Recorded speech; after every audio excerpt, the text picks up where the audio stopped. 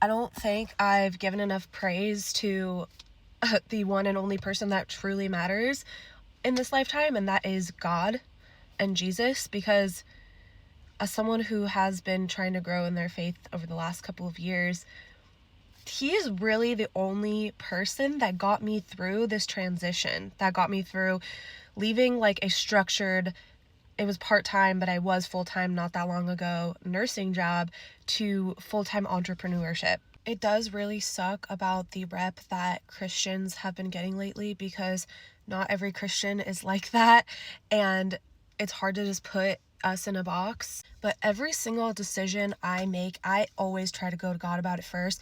For me to leave my part-time nursing job to pursuing entrepreneurship full-time was a huge decision, and it did not come lightly. I spent almost every single morning just praying and just trying to let go of that control for it to be perfect, for waiting for the most perfect time, for just all these things to be lined up for me to make this switch.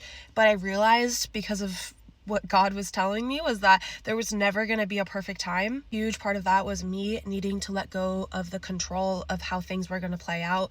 Like, what if TikTok gets banned? What if, all my inbounds just stop? What if all these things could happen? Something that really helped me during this time was one of my friends at church told me about this Bible study called Relaxed by Megan, and I forget her last name, but she's a really, really good pastor. And one of the main things that taught me was that when you're praying to God, if your mind starts to wander to things like, oh, I have to get this, and this done today, or I have to make sure I still get this phone call in, or I have to do all these personal things along with work.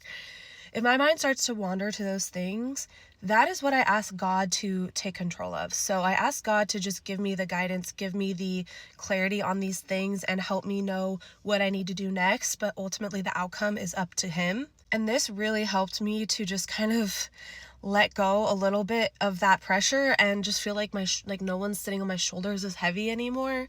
And I still find myself doing this prayer like every single morning, and then throughout the days when I'll pray for other people.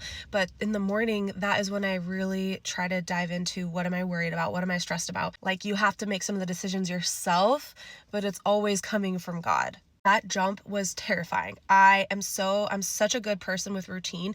And so knowing that my days were going to be completely flipped around, like I had no structure, was freaking me out. To the point where sometimes I'd have these moments of like derealization and being like, what am I doing?